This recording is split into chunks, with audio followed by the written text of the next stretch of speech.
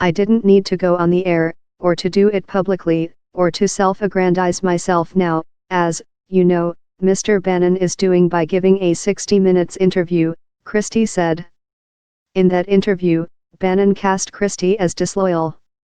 When you side with a man, you side with him, okay? The good and the bad, Bannon said.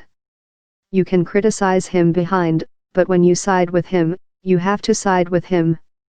And that's what Billy Bush weekend showed me. I'm Irish. I got to get my black book and I got Bannon continued. Christie, because of Billy Bush weekend, was not looked at for a cabinet position. On PBS, Christie fired back. I suspect that this little black book that Mr. Bannon is talking about, the only one who ever read that black book was Mr. Bannon himself, Christie said. I know that no one else cares about it, and now that he's been fired, no one's going to really care about anything else Steve Bannon has to say. Bannon, who also served as chief executive of the Trump campaign, left his post as White House chief strategist last month in order to return to his position as the head of the far-right Breitbart News. Bannon maintains he resigned despite reports saying newly installed White House Chief of Staff John Kelly forced him to do so.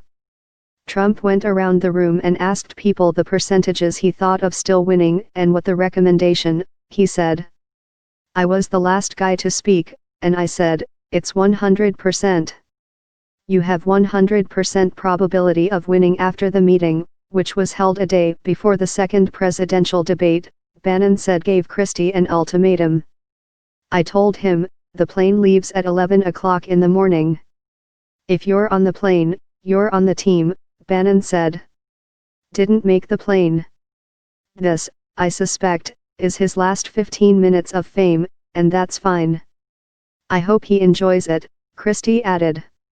I have very broad shoulders, and I've had much tougher characters than Steve Bannon lie about me in the past.